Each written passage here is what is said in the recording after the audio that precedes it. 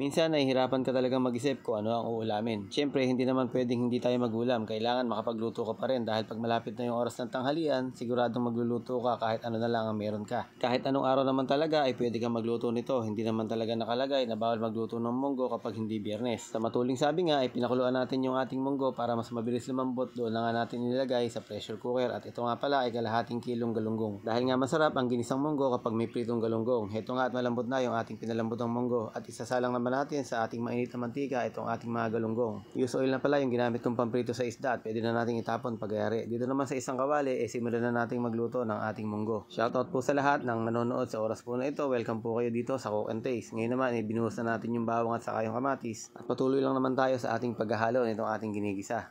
Para sa ating pampalasa, gagamit ako dito ng patis, mga siguro 4 na kutsarang patis. At hinimay ko nga pala yung isang pirasong galunggong at ito nga ay sinahog ko dito sa ating gigisahing munggo. Isasama ko na agad sa paggigisa itong ating siling haba para nga medyo malanta-lanta na siya agad at nilagay ko na nga yung ating mga munggo. Dahil nga sa medyo malapot yung ating munggo, nilagyan ko lang ito ng konting tubig para pag kumulo okay na. Nilagyan ko rin ito ng paminta, saka naglagay ako dito ng 2 balot ng chicharon at mga ilang pirasong dahon ng ampalaya para masarap yung ating ginisang munggo. At hihintayin lang natin itong kumulo, so pagka ganito na pwede na tayong kumain. Sana kahit simple lang yung ating niluto ngayon ay nagustuhan nyo at maraming salamat po sa lahat ng nag-like at nag-share nitong ating video. Mag-comment ka na rin kung taga saan ka. I love you all!